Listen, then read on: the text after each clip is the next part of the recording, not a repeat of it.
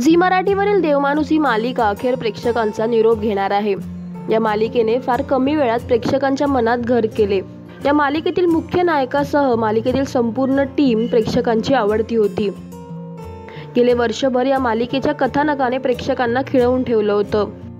Doctor Ajit Kumar देव उर्फ देवी सिंग ही भूमिका अभिनेता किरण गायकवाडने साकारली असून किरणच्या अभिनयामुळे या मालिकेने एक वेगळीच उंची गाठली। प्रेक्षकांची ही लाडकी मालिका प्रेक्षकांचा निरोप घेणार आहे। तर आता या मालिकेचा निरोप घेताना किरण गायकवाड भावुक झाला असून तो म्हणाला, देवमाणूस या मालिकेने माझी एक वेगळी ओळख निर्माण केली आहे। हा कार्यक्रम आणि माझी त्यातली भूमिका ही नेहमीच माझ्या जवळची राहील, कारण या भूमिकेने मला प्रेक्षकांचा अफाट प्रेम आणि पाठिंबा मिळवून दिला।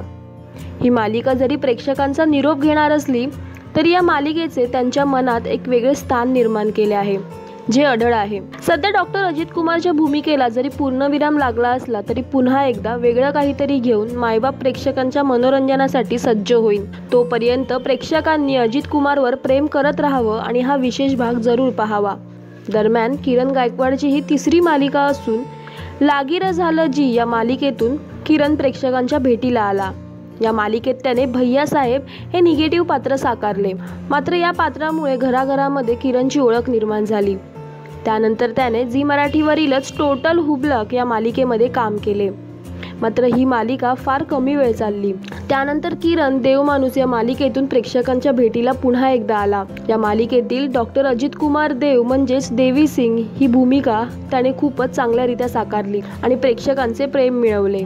तर तुम्ही देवमाणूस या मालिकेला मिस करणार का? किरण गायकवाड हा अभिनेता तुम्हाला आवडतो का? देवमाणूस ही मालिका तुम्हाला आवडायची का? हे नक्की कमेंट्समध्ये कळवा।